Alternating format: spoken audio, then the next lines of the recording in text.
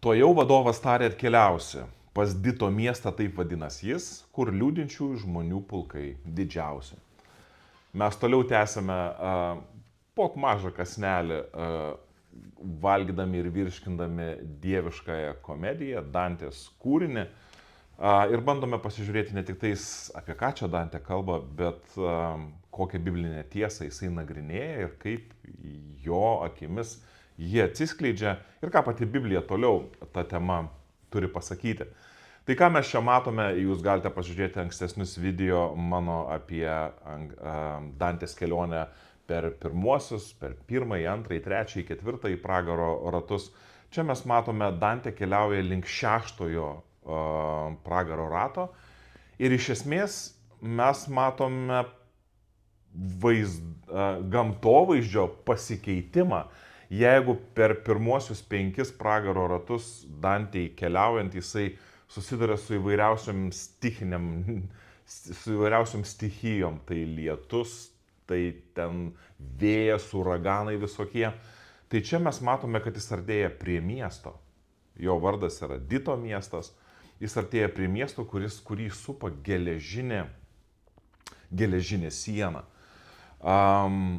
Ir galima pasakyti, kad čia Dantė jau dabar mus veda link didesnių problemų, jeigu taip galima pasakyti, nes per visokias pelkes, pelkynus ir upes dar gali perplaukti, pereiti, o įtvirtintas miestas, su kuriuo susiduria Dantė bei jo palydovas, mylimas poetas Virgilijus, susiduria su iššūkiu, kaip tęsti kelionę toliau.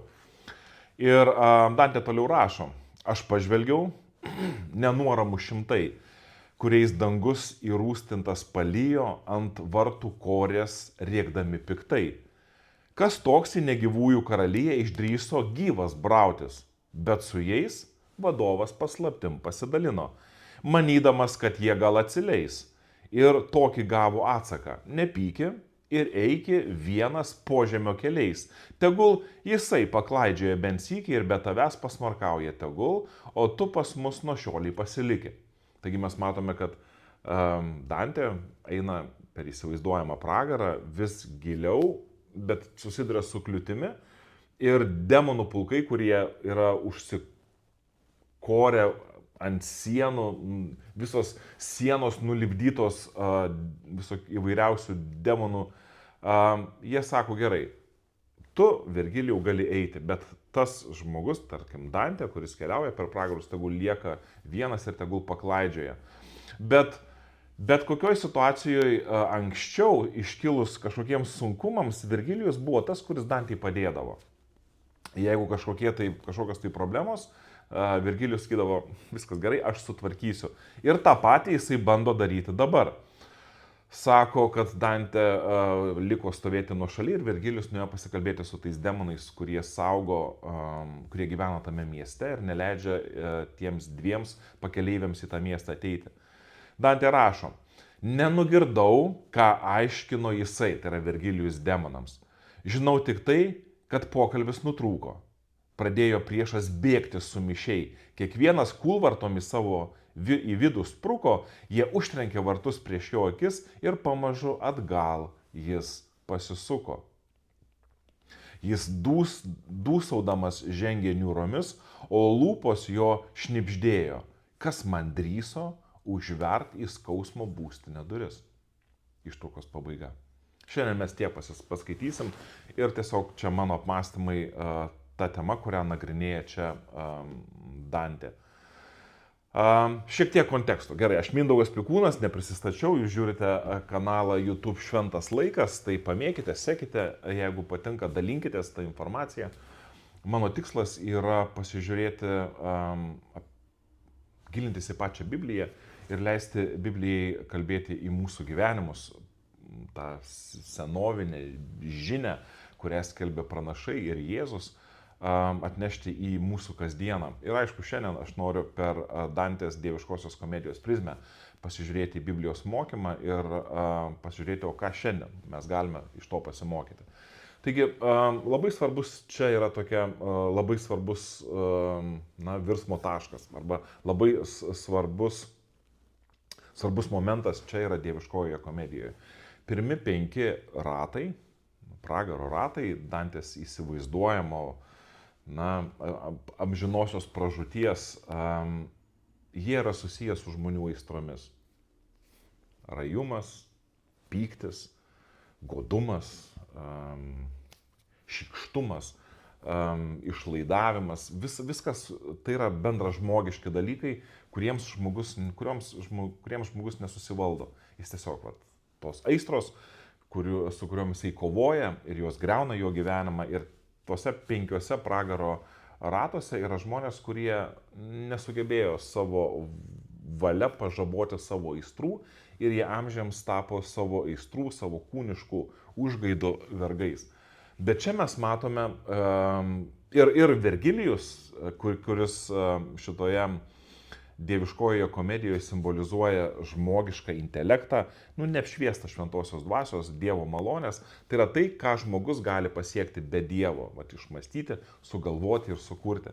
Ir per visus šitos pragaro ratus žmogiškas intelektas sugebėjo Dantei padėti pereiti, išgyventi, susivokti, suprasti kažką tai. Ir manau, kad tai yra labai svarbus momentas, kad yra tam tikras etapas, kur žmogiška išmintis žmogui gali padėti. Ir jūs turbūt irgi galbūt pastebėjote, kad pavyzdžiui, kai užpuola jūs liūdesys koks nors, jūs tiesiog žinot pasivaikščioti ir jums pakyla nuotaika. Paskambina draugui, pasikalbat ir pasikeičia jūsų emocinė savijauta. Galbūt nuvažiuojat kur nors atostogų, o gal tiesiog į parduotuvę nueinate apsipirkti ir staiga jums pagerėja ta savijauta. Jeigu, nežinau, susidurėte su, tingite rytais keltis ir norite sportuoti, jūs paskaitėte knygą apie įpročius ir staiga pasikeitė jūsų mąstymas, jūs supratote, kur jūs stringate ir jūs pradėjote ir anksčiau atsikelti ir jums pradeda patikti ir jūs sportuojate, imatės sveiko gyvenimo būdo. Ir čia mes galime turėti labai įvairų spektrą tos pagalbos, ar tai gali būti terapija, psichologai gali padėti, coachingas gali padėti, nežinau, gyvenimo būdo vadybininkai, gera knyga gali padėti, pokalbis su draugais gali padėti, daug dalykų mums gali padėti, poezijos skaitimas, filosofijos traktatų gilinimasis į filosofiją gali daug žmogui padėti, kovojant su įdomis, kurios yra bendražmogiškos. Ir aišku, gali padėti malda, lankymas bažnyčios, tarnavimas, pasitikėjimas Dievo vedimu, Dievo stebuklai, kaip atsakymas į tavo maldą. Mes matome, kad čia lyg ir viskas verda tokiam vienam katile. Ir Dantė lyg ir nori tai papasakoti, kad iki tam tikro lygio pasaulis ir kartu bažnyčia, ir krikščionybė, ir tikėjimas beveik konkuruoja kartu, gali padėti. Panašiai kaip Išėjimo knygoje, kai žydai norėjo išeiti iš Egipto, Dievas pasiuntė Mozę ir sako, tu šita lazda darysi stebuklus.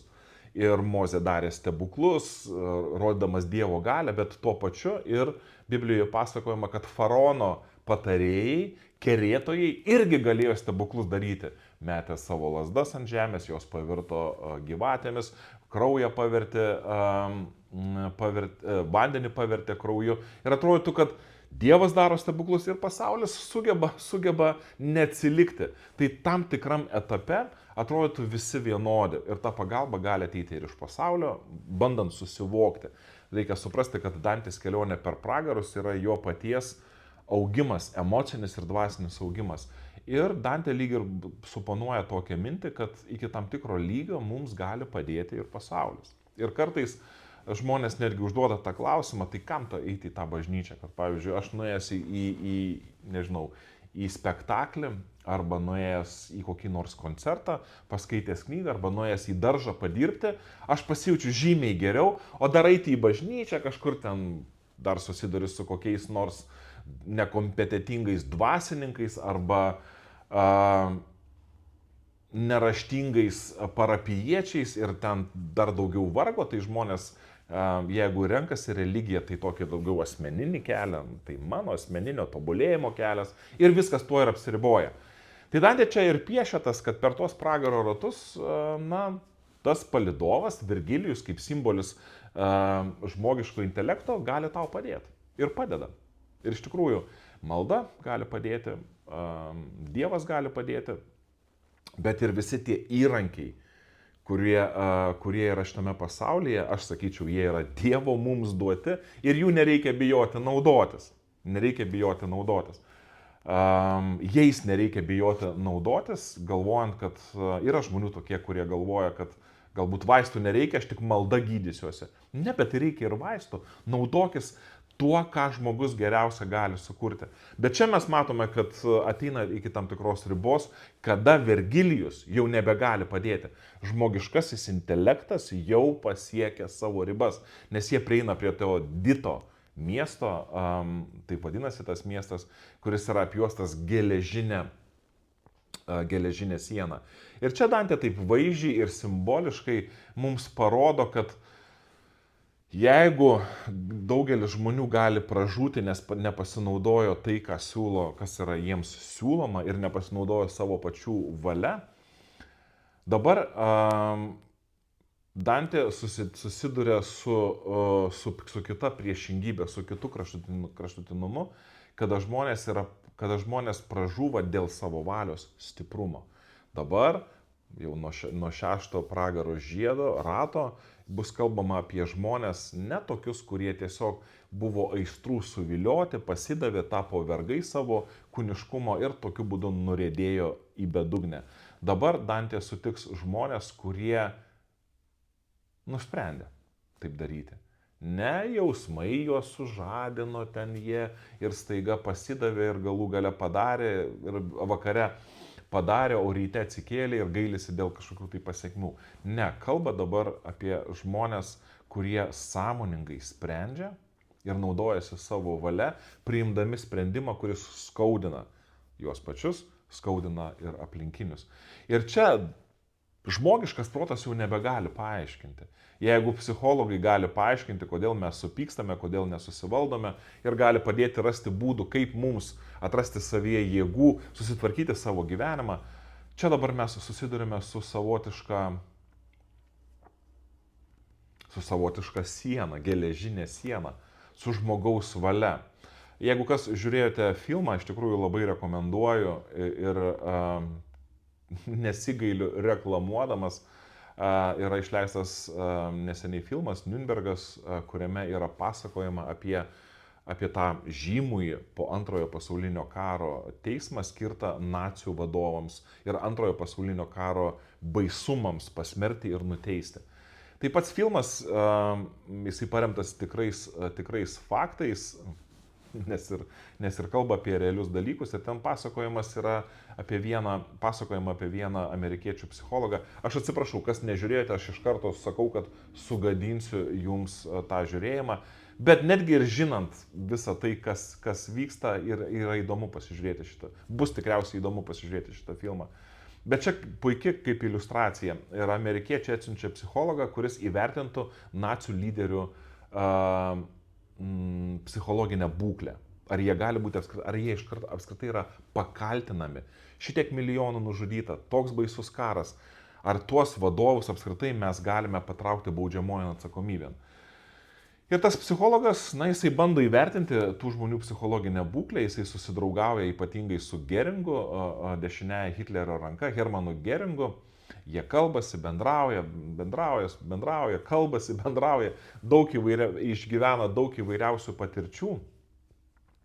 Ir galiausiai jisai lieka su tuo tokiu dabar išpopuliarinta fraze, tai nepamenu, kas ją išpopuliarino, bet irgi iš Antrojo pasaulinio karo tyrinėjimo konteksto šitą frazę ateina, tai kas jį nustebino, tai blogio banalumas. Tai reiškia, kad stebėdamas tas amerikiečių psichologas, stebėdamas žmonės, kurie buvo atsakingi už tiek daug skausmo ir tiek daug nežmogiško elgesio su kitais žmonėmis, jisai pastebėjo, kad jie niekuo nesiskiria nuo kiekvieno iš mūsų. Jie turi savo šeimas, jie bijo, jie myli, jie galvoja, kad siekia geriausio, jie priima geriausius sprendimus. Niekur jisai neižvelgia kažkokios tai patologijos. Ir tas blogis, ir galų gale pas tas psichologas baigė savo gyvenimą pakankamai tragiškai, bet šitas filmas dar sėki priminė apie tai, kad blogis slypi kiekviename iš mūsų ir baisiausias, sunkiausia paaiškinti, kaip ir tame filme yra bandoma papasakoti, sunkiausia yra paaiškinti racionalų, valingą blogį, sąmoningą įskaudinimą kitų žmonių, sąmoningą amoralumą, kur žmogus deda nežmoniškas valios pastangas. Ir yra valingai ir kryptingai nusiteikęs sėti skausmą, aišku, savo išdidumo, savo savanaudiškumo, savo puikybės vedamas. Bet čia protas, kaip ir Vergilijus dieviškojoje komedijoje, nuleidžia rankas. Aš jau nebegaliu paaiškinti, kodėl. Ir tas filmas yra puikia iliustracija. Dar Scottas Peckas yra žymus amerikiečių psichiatras, amžinatilsį, jis jau miręs, lietuvių kalba yra išleista jo knyga Melo žmonės. Ten jis lygiai taip pat nagrinėja šitą problemą, bet jisai nenagrinėja tos problemos tokiais dideliais masteliais kaip Nürnbergas, kaip tas Nürnbergo procesas, jis nagrinėja tokiais kasdieniais, pateikdamas kasdienius atvejus, kai tėvai atrodo gyvena ir atrodo į parduotuvę važiuoja, į darbus eina, namus susitvarko, bet savo santykyje su savo vaikais arba netgi vienas su kitu, jie elgiasi kažkaip tai pagiežingai ir piktavališkai.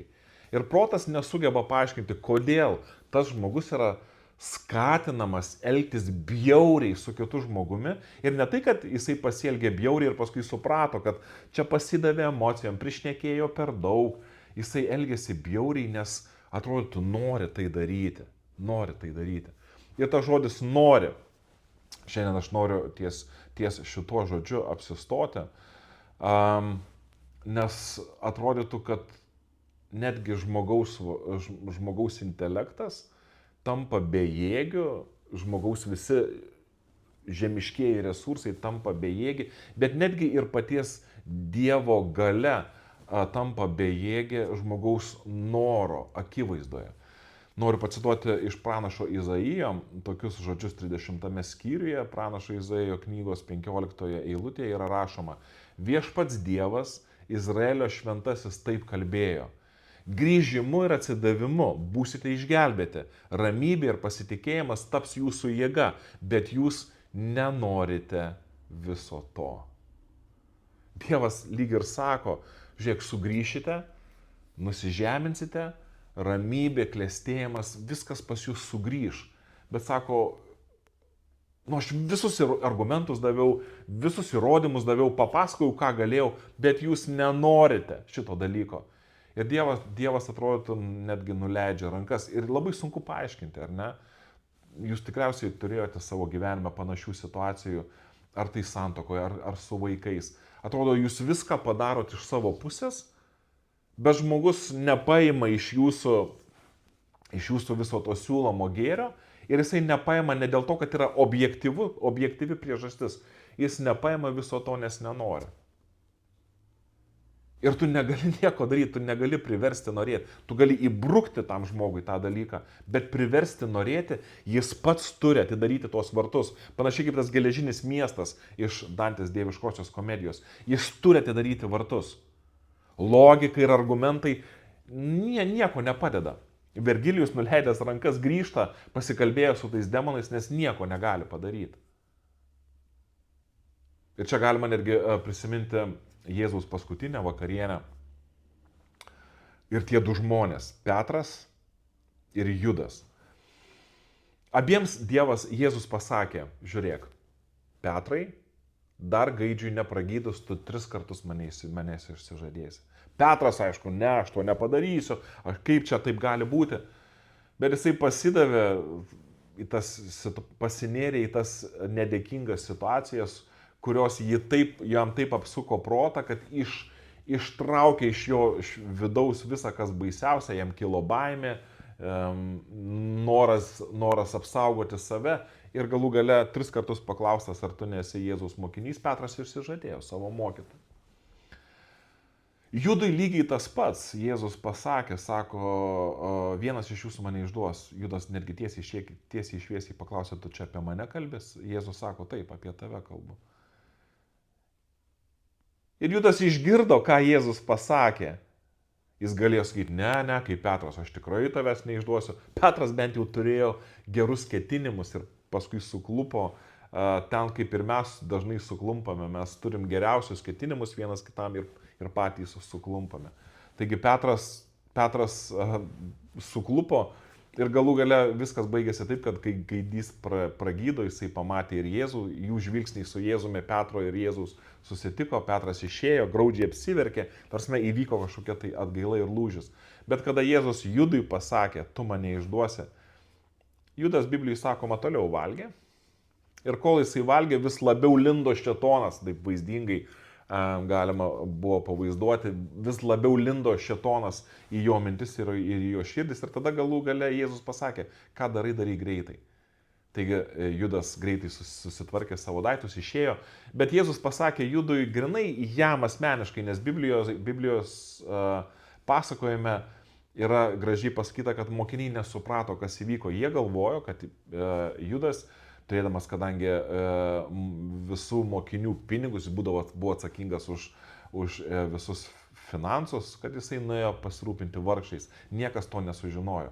Bet kada Jėzus nuėjo Getsemanės sodą ir Judas jau atėjo su kareiviais, kad Jėzus būtų suimtas ir buvo pasiruošęs jį pabučiavimu išduoti, netgi tada Jėzus pasakė, Judai, tu pabučiavimu išduodi žmogaus sūnų. Netgi tada vėl Jėzus duoda į visus įmanomus argumentus ir įrodymus, kad žino, kas vyksta ir kad Judas eina jisai pasirinko prastą kelią. Bet Judas norėjo eiti tuo keliu. Jokie argumentai nepadės. Jeigu žmogus nori. Ir Dantės dieviškojoje komedijoje mes matome vaizdžiai tą tokį pasikeitimą iš gyvenimo blaškomo aistrų ir užgaidų, kažkokių tai iki galo nesuprastų, iš praeities ateinančių prisirišimų, mes ateiname prie geležinės valios, kuri vadovaujasi noru siekti savo, nepaisant kitiems daromo skausmo. Ir Jėzaus auka ant kryžiaus yra to įrodymas.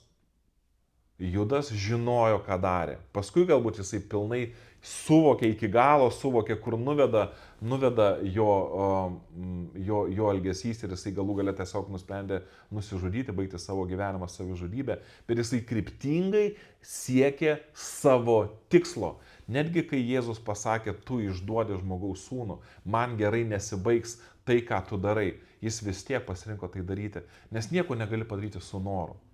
Visi žmogiški įrodinėjimai, kad čia blogai, kad čia nuves, nepadėjo. Nebent pats žmogus atidarys vartus iš vidaus ir įsileis tą Dievo šviesą. Panašiai kaip Apreiškimų knygoje yra pateikiamas gražus Dievo įvaizdis, sako, aš stoviu prie durų ir beldžiuosi. Kas atidarys savo duris ir priims mane, sako, su tuo aš atsisėsiu ir vakarieniausiu. Su Judu vakarienė nepavyko, nes Judas paliko uždaręs savo duris. Tos duris atsidaro iš vidaus, bet atidaryti turime mes ir turime norėti. Dar viena ištrauka iš Jono Evangelijos 5 skyriaus. Jėzus 39 eilutėje sako visiems susirinkusiems, jūs tyrinėjate raštus, nes manote, juose rasite amžinąjį gyvenimą. Tie raštai ir liudija apie mane, Jėzus kalbėjo, bet jūs nenorite ateiti pas mane, kad turėtumėte gyvenimą. Vėl Jėzus kalba apie tą noriu, nenoriu. Ir dieviškoji komedija, galima sakyti, paima šitą Biblijos mokymą ir vaizdžiai bando papasakoti apie tai, kaip žmogus vis labiau grimsta į tamsą ir į pragarus. Ir jisai negali nieko kaltinti, jis vis labiau ir labiau Tie, kurie vis labiau ir labiau prisiema, turi prisimti atsakomybę už save. Tie, kurie bus giliausiai Dantės dieviškosios komedijos pragare, bus tie, kurie sąmoningai prisiema atsakomybę už savo elgesį ir jie darė tai, ką jie norėjo daryti. Taigi mes matome vat, tą tokią, galima sakyti, Dantės dieviškojoje komedijoje vis ėjimą giliau į tą šlykščią nuodėmės prigimtį. Nuodėmė daugelis suvilioja, nes užkabina, žinai, už kūniškų aistrų, pagauna per akis ir žmonės susižavi reklama arba kažkokiu tai pasiūlymu. Bet jeigu einant toliau į mišką, viskas tampa dar niūriau. Nes nuodėmė ne vien tik tais, kaip čia pasakyti, yra mūsų aplinkoje ir mus vilioja nusidėti iki galo mums nesupratus, ką mes čia darome. Nuodėmė iš tikrųjų yra kaip virusas, jinai užvaldo ir žmogaus protą. Ir galų gale žmogus jau sąmoningai ima sėti blogį. Aš čia galbūt netgi prisiminčiau 19 psalmę, mes namuose su vaikais ją mokėmės atmintinai. Ir čia Dovydas gražiai meldėsi. Čia pačios psalmės jau beveik pabaiga. 19 psalmės nuo 13 eilutės. Sako, kas gali pastebėti savo klaidas? Apvalyk mane, Dieve, nuo kalčių, kurių nejaučiu. Apsaugok mane ir nuo tyčinių nuodėmių. Neleisk joms man jie viešpatauti. Tada aš būsiu tobulas ir laisvas nuo sunkaus nusižengimo. Tegul tau patinka mano žodžiai ir mano mintis, Viešpatie, mano uola ir mano atpirkėjau. Aš dažnai meldžiuosi šitais žodžiais, bet šitie žodžiai atspindi tuos dvi pusės nuodėmės. Yra tos nuodėmės, kaip čia pasakyta, apvalyk mane nuo kalčių, kurių nejaučiu. Tai reiškia, Dieve, padėk man tose akimirkose, kur aš tiesiog kaip elgiuosi kvailai, nesuvokiu iki galo, kodėl ir kaip, ir pasiekmių nematau savo pasirinkimų. Dieve, apvalyk, padėk man gyventi sąmoningą gyvenimą. Neleisk joms man jie viešpatauti, bet tada Dovydas pasako labai svarbų dalyką, apsaugok mane ir nuo tyčinių nuodėmių. Taigi čia va tas Dito miestas arba ėjimas į tą gerai įtvirtintą geležinę sieną apjuostą miestą, tai yra tos tyčinės nuodėmės. Kada tu tyčia darai, tu supranti, kad skaudini aplinkinius ir save, bet tu vis tiek nori. Ir Dovydas supranta tą valios, kad jeigu žmogus nusprendė, prieš jo valią net stovės, arba Dievas gerbs žmogaus valią ir jisai savo valios žmogui neprimes. Todėl dieviškojoje komedijoje, matydami, kaip Dantė keliauja per pragarus į tą gilesnį susivokimą ir matymą nuodėmės, mes matome ir žmogaus savotiškai geresnį supratimą, suvokimą to dvasinio pasaulio ir kvietimą saugotis, kad mūsų noras nenuvestų mūsų į pražūtį. Matome tos du kraštutinumus, ar ne? Žmonės pražūsta dėl to, kad turi per silpną valią, bet žmonės gali pražūti, jeigu turi ir per stiprią valią. Ta valia užkietinta gali nuvesti juos į pražūtį. Taigi čia galbūt pačiai pabaigai norisi priminti paties Jėzaus žodžius. Jėzus savo gyvenime darė daugiausia stebuklų, daugiausia žmonių išgydė, daugiausia čia gal ne gali nuskambėti kaip kažkoksai tai, kaip kažkokios varžybos. Tada jisai, kai buvo gyvas, darė daug stebuklų, jisai stovėjo audros viduryje ir sakė audrai nurimk ir audra nurimo. Velnias atėjo demonas, Jėzų gundydamas, pasidaryk duonos, šok nuo šventyklos, žinai, klaupkis prieš mane, atiduosiu visas karalystės. Ir Jėzus buvo tvirtas, turėjo tvirtą valią, jis nepasidavė kūniškumui, nepasidavė žmonių vilionėms padaryti jį karaliumi, jis atsispyrė visiems tiems demonų gundymams, bet kada reikėjo nešti kryžių, Jėzus pasakė, Viešpatie, tebūnie tavo valia, ne mano valia. Jėzus sugebėjo išsilaikyti toje pusiausvyroje, turėti tvirtą valią priešindamasis nuodėmiai, bet jisai žinojo, kad tvirta valia turi savo tamsėje pusę, nes jinai gali pasipriešinti ir Dievo veikimui. Gali nuteikti žmogų elgtis prieš Dievo valią. Todėl Getsemanės sode jisai meldėsi prašydamas Dievę, tebūnie tavo valia. tavo valia. Tai Bibliją skaitydami mes bandome suprasti Dievo valią. Prašydami šventosios dvasios pripildyti mūsų širdis ir vesti mus, mes mokome save vaikščioti Dievo keliais. Bet mes turime būti visą laiką atsargus. Mes turime stiprinti savo valią, kad nepasiduotume nuodėmiai, bet turime saugotis, kad ta stipri valia netrauktų mūsų, netribotų mūsų nuo Dievo ir neužkirstų kelio šventumui, kuriuo galėtų būti pripildytas mūsų gyvenimas. Tai šiandien tiek. Metams baigiantis palinkėjimas mums visiems. Ateikime pas Dievą ir pakluskime Jo valiai, suvokdami, kad kai mes vykdome Dievo valią, mūsų valia yra nenugalima. Tai vat tada mūsų valia tegul būna tas gerai tvirtintas miestas, kuriame gyvena šventumas ir teisumas. O ne naudokime savo valią, įgyvendindami savo tikslus kitų sąskaitą ir galų gale savo amžinybės sąskaitą. Čia Mindaugas Pikūnas, mes skaitome Bibliją, bet šį kartą leidžiame Dantei mums nustatyti kryptį, kuria linkme mes norime eiti ir pasižiūrėti, kaip dieviškojoje komedijoje tos biblinės tiesos yra vaizduojamos simboliškai per palyginimus, per visokias vaizdinės priemonės. Jeigu šitas video patiko, pasidalinkit. Galų gale tikslas yra mums patiems eiti per tuos pragarus, suvokiant, kokia yra dvasinio pasaulio dinamika, galų gale pasiekti amžinai gyvenimą. Tai to linkiu ir mums visiems. Sudie.